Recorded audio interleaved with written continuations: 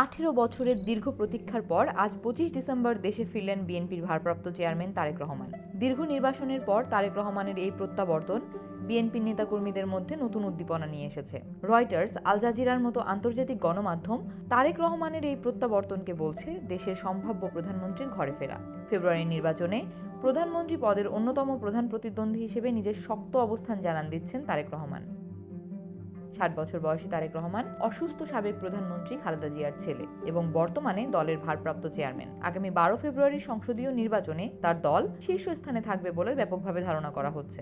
যুক্তরাষ্ট্রভিত্তিক সংস্থা IRI এর ডিসেম্বরের এক জরিপ অনুযায়ী বিএনপি সংসদে সবচেয়ে বেশি আসন পাওয়ার পথে রয়েছে। জামায়াতে ইসলামীও এই নির্বাচনী দৌড়ে রয়েছে।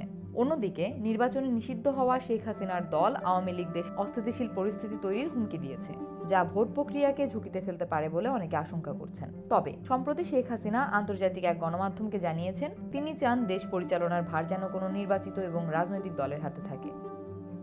তারেক রহমানের ফেরার সিদ্ধান্তের পেছনে রাজনৈতিক পরিস্থিতির পাশাপাশি ব্যক্তিগত কারণও রয়েছে। তার মা গত কয়েক মাস ধরে গুরুতর অসুস্থ, যা দলের অভ্যন্তরীণ সূত্রগুলোর মতে তার জরুরি ভিত্তিতে দেশে ফেরার অন্যতম প্রধান কারণ।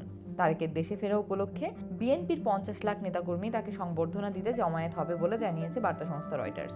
বিএনপি নেতারা জানিয়েছেন তারা রাজধানীতে একটি নজিরবিহীন জনসমাগমের আয়োজন করেছেন। রয়টার্সের এক সাক্ষাৎকারে বিএনপির জ্যেষ্ঠ নেতা রুহুল কবির রিজভী বলেছেন এটি হবে একটি রাজনৈতিক সন্ধিক্ষণ।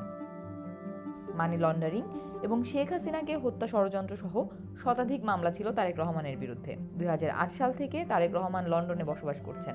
দেশে তার বিরুদ্ধে অর্থ পাচার সহ একাধিক মামলায় দণ্ডাদেশ ছিল, যার মধ্যে শেখ হাসিনাকে হত্যা ষড়যন্ত্র সংক্রান্ত একটি মামলাও অন্তর্ভুক্ত। তবে শেখ হাসিনার পতনের পর তিনি সব অভিযোগ থেকে খালাস পান, যা তার দেশে ফেরার পথে থাকা আইনি বাধাগুলো দূর করেছে।